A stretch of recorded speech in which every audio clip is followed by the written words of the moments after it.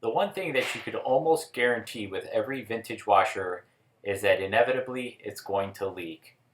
That was the case with this 1978 Kenmore 70 series washer that I picked up off the scrap heap. And for those of you who didn't watch my previous video, I did a pretty significant rehab to this particular washer. I ended up having to change a belt, motor, and a pump, along with some other things. I found one small leak, and I thought I fixed it, but in fixing that leak, I created another, which is totally to be expected when you're working on a washing machine this old. So the dead giveaway for a belt drive Whirlpool built washer is this small access panel in the back. If you have that small square opening back there, you're definitely working on what we call a belt drive washer or old school belt drive washer. So the first step is pop the top, remove the snubber pad from the top of the machine. The next step is to remove the fill tube, the freshwater fill tube, and then remove the plastic tub ring by removing the 3 clips that hold it in place. Next step is to remove the agitator. It usually comes off with a 1/2 inch bolt and then a 9/16 bolt underneath. The agitators can be very tricky to remove. Some of them have never been removed since they were brand spanking new, and you might find a lot of difficulty trying to take it off the first time. Now, I had already repaired this machine, so mine came off pretty easy. I will show you a little trick if you're struggling to remove your agitator. I use this product called a windbag, and they're basically these air bladders that you just shove them halfway underneath the agitator and pump them up full of air. And eventually, once you get them pumped up enough, the agitator should just kind of pop right out like this one. I pumped it up a little bit and poof, there it is. Next step is to remove the inner spin basket. You do need a tub wrench for that. It's the same thing that's used on the direct drive washer. I'll put a link in my description if you guys need to buy one. They're pretty inexpensive and they're definitely a must-have. Removing the tub can be tricky. Again, if you've never worked on your machine before, it might be pretty properly stuck in there. Just wiggle back and forth and eventually it will come out. Just try not to use a hammer or anything. As you can see underneath here, my previous repair, I sealed quite a bit already. I did the donut, which is the center tub seal, and I also did the drain pump port and the 4 mounting bolts. Where my leak was at the air dome assembly. Now, it was not leaking when I took it apart, but I bumped into it when I was putting the outer spin tube or the outer basket back in, and I broke the seal and it started leaking. The gasket was pretty hard and dry, but I did not break the air dome, which was pretty lucky for me.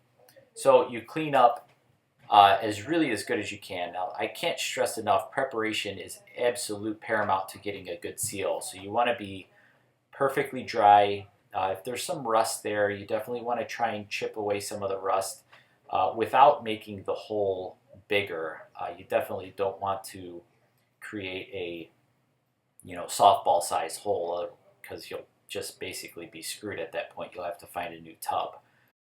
You need to clean, clean, clean. I can't stress it enough. Nothing will stick to dirt. I use a hair dryer to get all of the moisture out of wherever it is that I'm going to seal. I'll wipe everything down.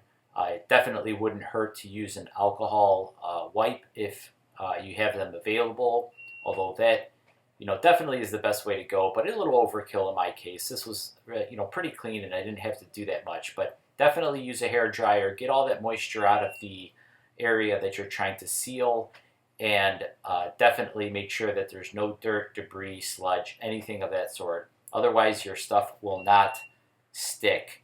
I use 3M 800 adhesive, and I think that it is the best sealant when you're looking to seal anything underwater or for a washing machine.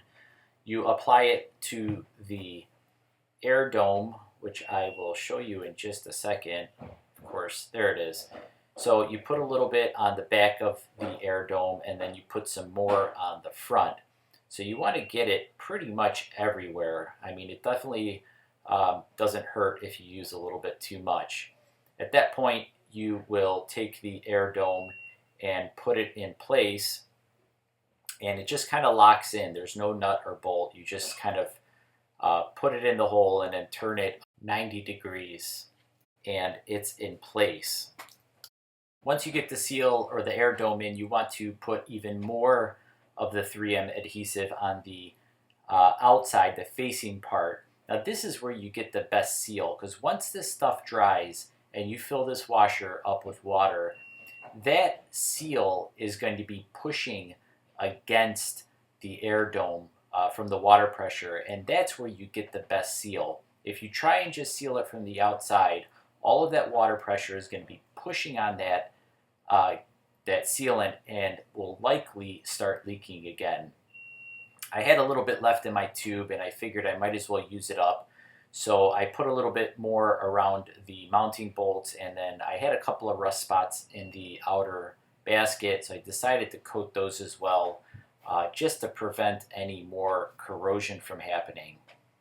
I then decided that I wanted to put a little bit of sealant around the lint filter assembly, just because, knowing my luck, I'd put this thing all back together and it would start leaking from there. I then took a can of spray paint, because I'm a real freak about rusty stuff.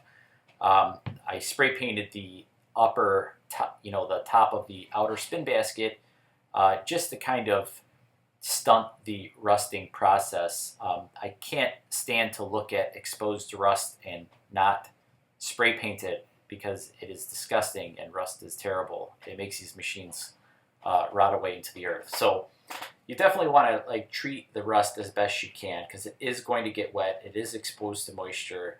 So anything helps. This might not be the final solution when it comes to disposing of the rust, but it would certainly help slow things down. I took it a step further and I spray painted some parts of the inner spin basket, nothing that would be exposed when the washer is fully assembled, but basically right around where it mounts to the spin tube and the drive block.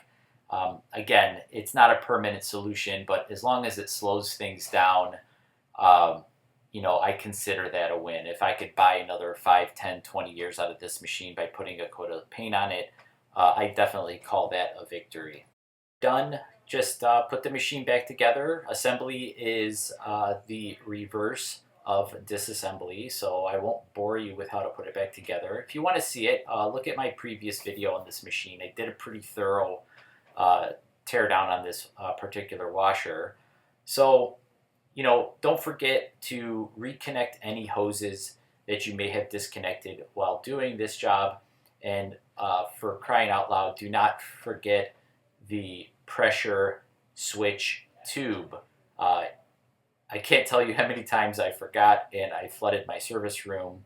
It sucks. There's water everywhere. It's really discouraging because you spend the next hour mopping everything up. And it makes it difficult to find any other leaks because your floor is wet. I hope you guys enjoyed this quick little video about catching leaks on your vintage washer. Stay tuned. I actually finally got this washer buttoned up, and I'm ready to actually start doing laundry with this machine. So look out for the videos. Hopefully they'll be coming in the next day or so. Thanks again.